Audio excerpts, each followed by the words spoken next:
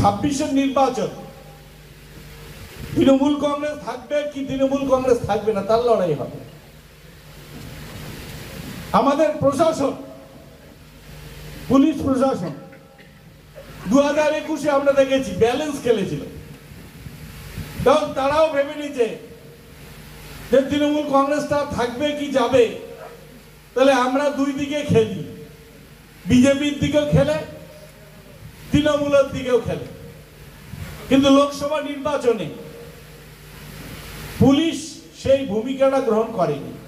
অনেকটা জায়গা তারা জানে লোকসভা পার হলেও তৃণমূল কংগ্রেসের সরকার থাকবে, মমতা ব্যানার্জি থাকবে, কিন্তু বিধানসভা আসলেই তারা কিন্তু দোদুল্য মনোনয়ন করে।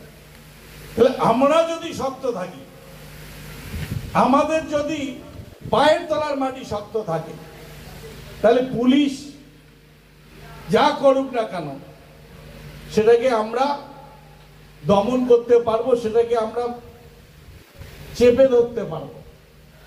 এটা আমাদের মনে রাখতে হবে।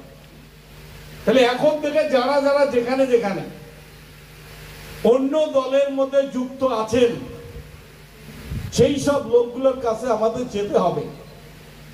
2026-এর আগে